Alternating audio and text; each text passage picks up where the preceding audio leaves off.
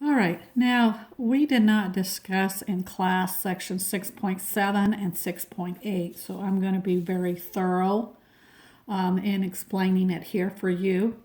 Basically, they're introducing you to special patterns when you're multiplying polynomials or binomials.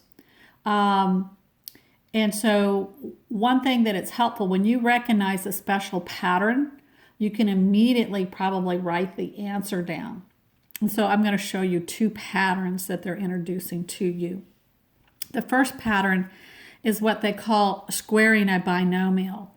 So here's a binomial, two terms, and they're squaring it.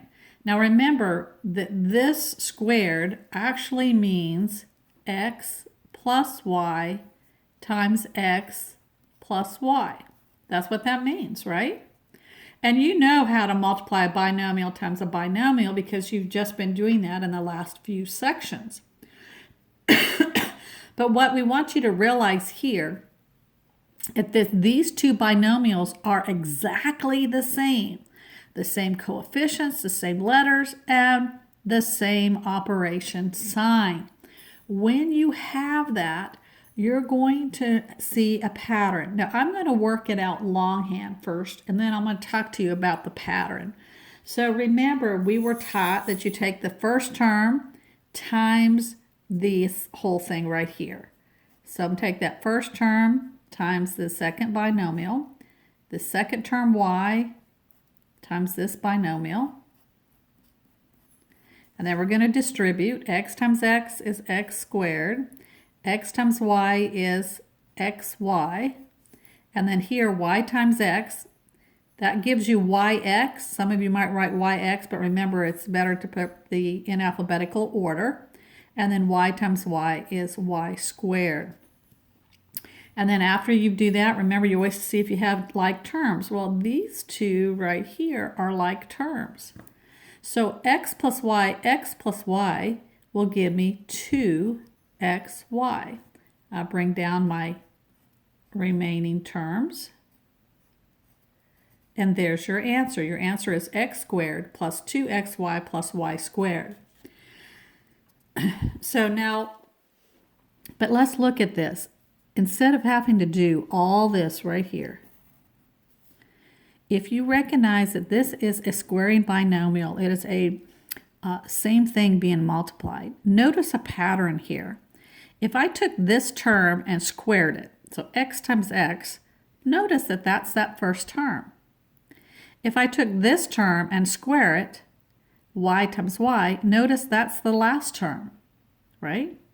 And if I took these two here and multiplied them, x times y is xy, and double it, I get 2xy. So what they want you to realize is that you have a pattern.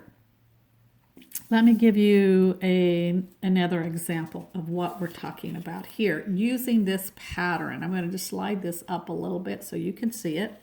Let's look at this one here. Here we have x plus 3 squared. Well, that's the same thing as x plus 3 times x plus 3 squared, right? It's the exact same binomial and same operations.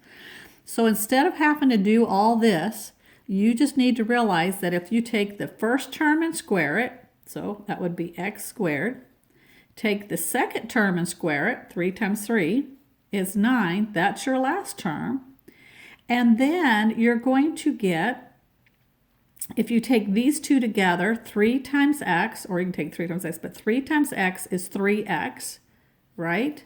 That's 3x. If I double that, what do I get? I get 6x. So the answer would be plus 6x. I now have come up with the answer, x squared plus 6x plus 9. I didn't have to do all this. So this is my final answer. I know that I'm going to take the first term and square it, the last term and square it, take these two and I get 3x, and double it, I get 6x. That is your answer. Now what we call this right here, so this is the squaring of a binomial, and the final answer is what we call a perfect trinomial. Perfect trinomial. And when we get into factoring, we're going to talk about So this right here, this answer is a perfect trinomial. When we get into factoring, they're going to give you this and ask you to work backwards and come up with this. So when you see this pattern, when you see that this is a perfect square here, this is a perfect square here, and this is these two multiplied and doubled, you know you have a perfect square. You can immediately come up here and say, okay, if I factored that, that's what I get. So it's going to be very helpful for you to learn to recognize patterns. Okay? Right now you just need to know when you're squaring a binomial exactly the same, what you get here. Okay? Like we did here. All right? Now let's look at another pattern. All right? Now, let's go ahead and compare some patterns here if we can. I'm not sure if I can get this to cover this up just a little bit. All right, now look, this was what? This was the squaring. It was exactly the same. Now let's look at these two. What's different here about these two binomials compared to these two binomials? And I hope you're saying to yourself is they're exactly the same except for one is positive and one is negative. One is adding, one is subtracting. When you see this scenario, this is called a conjugate. And so multiplying conjugates is also will create a special pattern. So I'm going to go ahead now and do this the way we've been taught, the long way, and then let's look and see what pattern we get.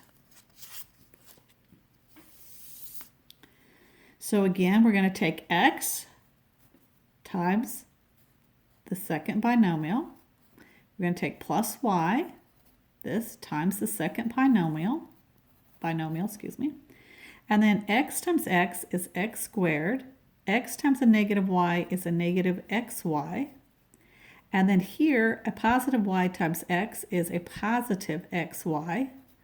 And then y times a negative y is a negative y squared. Remember, positive times negative is negative. And when you get done, you look and see, can you combine any like terms? Well, if we look here, we can. A negative xy plus xy gives me 0. This becomes 0. They cancel each other out. So that leaves you with just the x squared and the negative y squared. And that is your answer. So let's look at this pattern a little closely. Here what we know is when you have conjugates, your answer is going to be the first term squared, right? And the negative, it would always be a negative, of the second one squared. Because in this case, these will always cancel out and become 0. So again, you don't have to do all this. If you recognize that this is a conjugate, binomial conjugate, right? You should be able to automatically, because you know the pattern, and write your answer as x squared minus y squared. Now, what do we call this? We call this answer right here is called the difference. Wonder why it's difference, right? Meaning subtraction of squares. Well, that makes sense. This is a square, and this is the difference of squares. Okay, so down the road, they're going to give you something like this and ask you to factor it and end up with this. So we want to be able to recognize these patterns. We want to be able to go both ways. Realize this is a conjugate and we get a difference of squares. Given a difference of squares, if we factor it, we should get a conjugate. So you're going to be going back and forth in different directions in the future sections. So we need to recognize this pattern. So now let's do one of the conjugates, okay, real quick, and see what we get here. Hang on.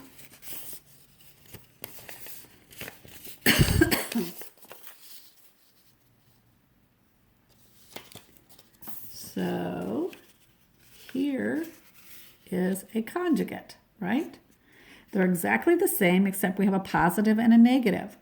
So immediately what you need to do is you're going to say, well, I'm going to take this one and get x squared. I'm going to take 4 times 4 and get 16, and that's going to be a difference of squares. You should be able to look at this and instantly write the answer. you don't have to do all this work because you recognize that this binomial and this binomial here are conjugates, and you get the answer. All right? So now we're going to do some more of these. Let's do one more on this. Let's just see what you get here. All right, so here we look at this one, and this is a conjugate, right? They're exactly the same except for a plus and a minus sign. So we're going to take 3x squared and square it. I'm just going to write it this way so you can see it. 3x squared and square it. We're going to take the 2 squared and square it, and we're going to make it a difference of squares. But what is 3x squared? Well, 3 squared is 9, and x squared is x squared, minus, and 2 squared is 4. So here is your answer, 9x squared minus 4. We immediately went down. Now remember, we have to remember that this squaring this means squaring the whole thing. All right? All right, I had to stop for a minute just because my dog was barking. So let's look at another one. All right, here's another problem. What do we have here? All right, we have a binomial squared. That means 7x plus 4 times 7x plus 4. They're exactly the same, right? So this is called squaring a binomial. So remember that your answer is going to be this first one squared, right? The last one squared. All right, and since this is a positive and positive, it's going to be positive, right? And then you're going to take these two here. 4 times 7x is 28x, but you have to double it. Multiply it times 2. So when you take 28x times 2, you're going to end up with 56. So you end up with a positive 56x. Go ahead, and with this squared, it's going to be 7 times 7 is 49x squared plus 56x plus 16 when you go ahead and work that out. So we were able to do this very, very quickly because we knew we were going to take this one and square it, okay? This one and square it. Then multiply these two and multiply them by 2. Let's look at some more. We're going to do a few more. I'm kind of going back and forth on them. All right, so here's another problem. 4x minus 3y squared. Oh, well, it's going to be the same thing squared. Notice, though, that this is a minus sign and this is a plus sign. Okay? So when you do that, notice if this is plus, your middle term is going to be positive. Watch what happens when it's a negative. Okay? You're going to take this first one and square it. Plus this and square it, right? Because what is a negative 3y squared, right? And then you're going to take these two. A 4x times a negative 3x is a negative 12xy. I'm sorry, we have y here, don't we? Yeah, that's correct. I did that right. Sorry. Okay, so these gives me a negative 12xy, but the rule is we got to double it. We got to multiply this times 2. So 2 times 12 is 24. So I'm going to have a negative 24xy. And then 4x squared gives me 16x squared minus 24xy. And negative 3 times a negative 3 is a positive 9, right? Y squared. And so again, this is your answer. All right, notice the difference. When they were both addition, your middle term was addition. When they were both subtraction, your middle term was subtraction. But the rules are the same. You're still squaring it, and then you're taking and multiplying this and doubling it to find out what the middle term is. All right, so again, this is still considered squaring a binomial. Let's look at another example. All right, what is this? Well, Here we have, are these exactly the same?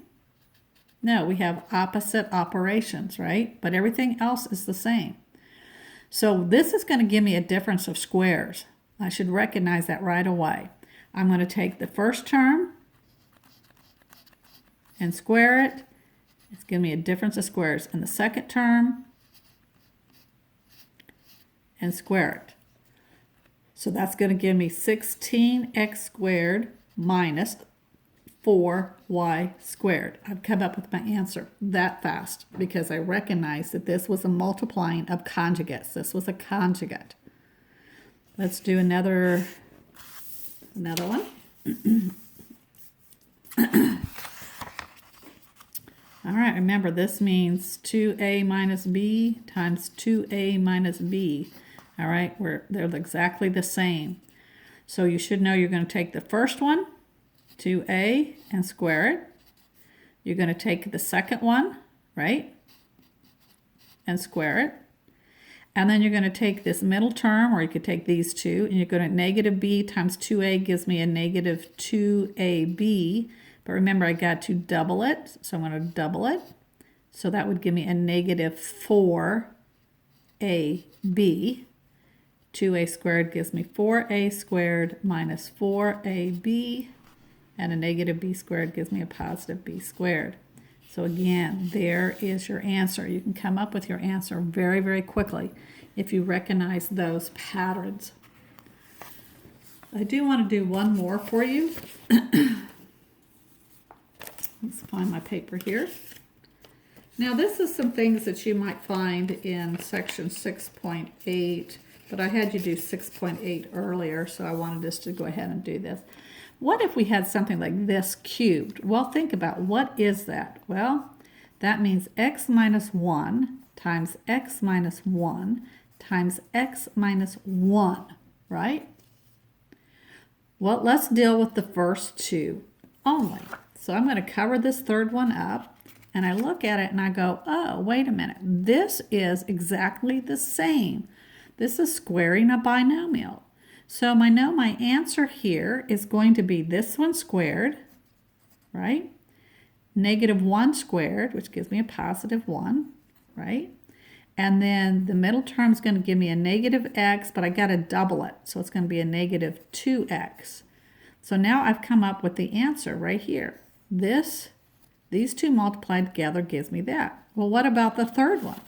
Let's bring down the third one. Well, now you have a binomial times a polynomial.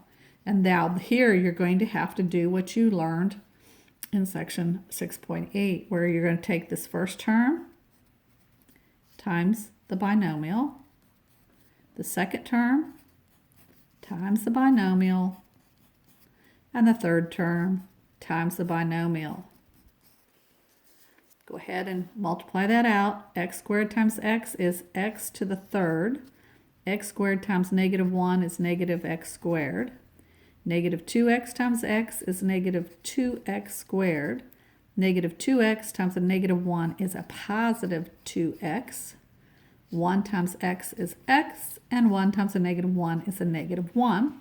And then when you come down, you're going to say, can I combine anything? Are there any other x cubes? No. Right? But here's an x squared and an x squared. So negative 1x squared and negative 2x squared, I can combine them and get a negative 3x squared. And here's an x to the first and x to the first. I can combine those and get 3x and bring down my constant. All right, so sometimes as you're working, you might start off with something like this, and then you have to follow on through, okay?